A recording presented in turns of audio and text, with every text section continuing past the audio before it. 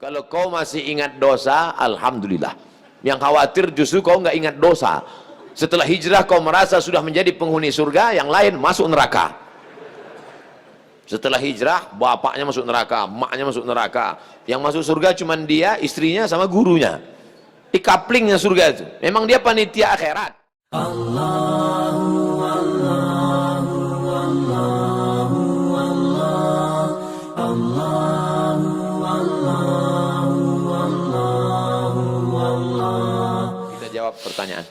Seringkali teman yang berbeda agama mengucapkan selamat ketika Idul Fitri. Bagaimana sikap kita untuk membalas hal seperti ini agar tidak dicap sebagai kelompok yang sempit dan fanatik buta? Sampaikan ke dia, brother, kau saudaraku satu bangsa dan setanah air. Aku tidak bisa mengucapkan selamat Natal karena bagi kami Nabi Isa itu bukan Tuhan, dia adalah Nabi utusan Allah. Dan bagi kami dia tidak lahir tanggal 25 Desember. Kuharap kau tidak tersinggung dengan ini. Kalaupun kau tersinggung, ya nggak apa-apa. Saya punya sahabat tidak Islam, tapi saya sampai hari ini masih teman baik, dan dia tidak tersinggung karena dia tahu keyakinan saya. Itulah makna persahabatan. Persahabatan itu seperti kepompong, berawal dari ulat menjadi kupu-kupu. Persahabatan itu kan saling memahami, saling mengerti. Bukan kita mengorbankan akidah kita. Bukan berarti dia ucapkan Idul Fitri 1 Syawal, mohon maaf zahir dan batin, lalu kita balas dengan ucapan yang sama. Tapi di hari baik, di hari yang lain, saya tetap datang bersilaturahim, saya tetap datang berkunjung ke rumahnya. Dia beri saya minuman kaleng, dia tahu dalam akidah saya kawan beda agama.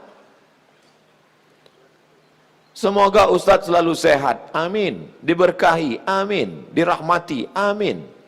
Mohon motivasi, insya Allah. Pemuda yang berhijrah terkadang merasa putus asa karena selalu teringat dosa di masa lalu. Kalau kau masih ingat dosa, alhamdulillah. Yang khawatir justru kau nggak ingat dosa. Setelah hijrah kau merasa sudah menjadi penghuni surga, yang lain masuk neraka.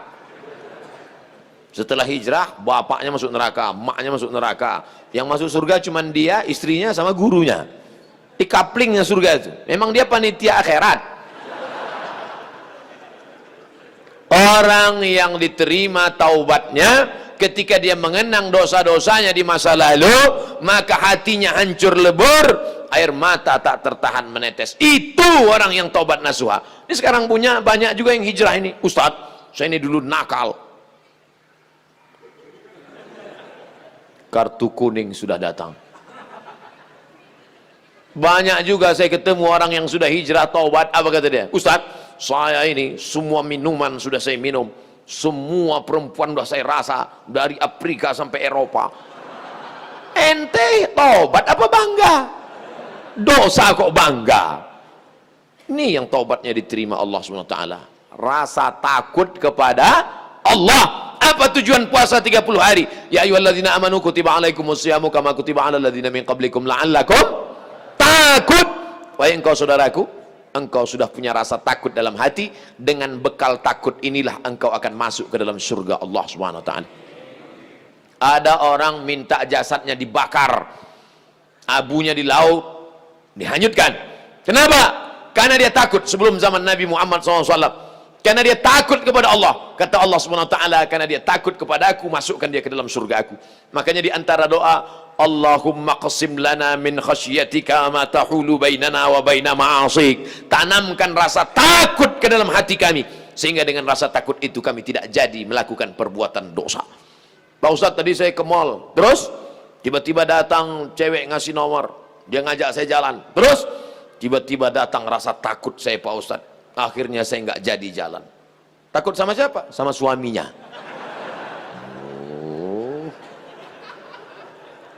Untuk masyarakat Indonesia yang beragam, bagaimana model bertetangga yang diajarkan Islam dalam menghadapi perbedaan keyakinan dan latar belakang etnis? Saya nyewa rumah ngontrak di Mesir di lantai bawah. Di atas namanya Baba Yosef Hana. Baba Yosef Hana, agamanya Kristen Ortodok. Saya bertetangga 2 tahun, dari tahun 2000 sampai 2002. 2002 bulan November pulang. Suatu ketika kami datang mengadu ke Baba Yosef, Baba Yosef, kami tidak sanggup lagi bayar uang sewa rumah. Karena Baba Yosef mengatakan sewa rumah mesti saya naikkan. Karena saya kena kanker, saratan. Saratan bahasa Arabnya, saya kena kanker nak. Maka sewa rumah mau kami naikkan. Kalau Baba Yosef menaikkan sewa rumah, apa boleh buat, kami pindah dari rumah ini Baba Yosef. Kenapa? Karena kami juga lebih dahsyat kanker, kantong kering. Tahun 98, 99, 2000 krisis moneter. Apa kata Baba Yosef? Kalian jangan pindah, tetaplah di rumah ini. Setiap acara Pak Dubes datang, Baba Yosef kami undang makan bersama. Dan dia juga tetap baik dengan kami.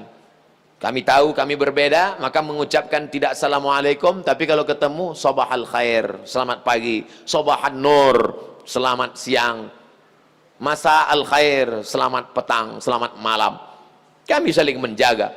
Apakah karena berbeda lalu kemudian kami berkumpul bersama? Ini tuan rumah beda agama, mari kita siapkan pisau dapur, kita bunuh dia malam-malam.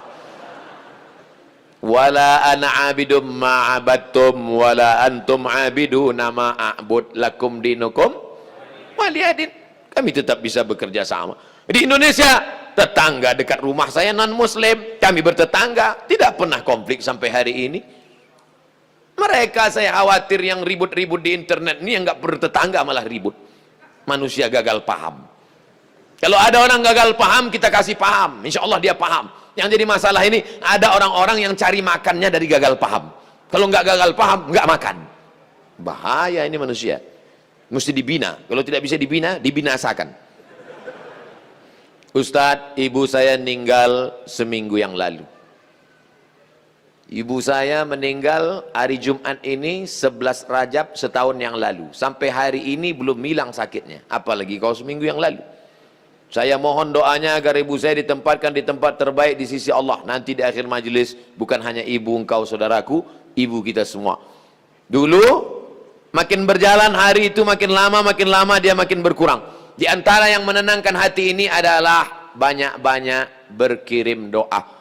Habis setiap solat, Allahumma firlaha warhamha wa'afiha wa'afu anha. Kalau kau sanggup baca sekhatam Quran, bacakan sekhatam. Tak sanggup sekhatam, baca Yasin. Tak sanggup Yasin, baca Fatihah.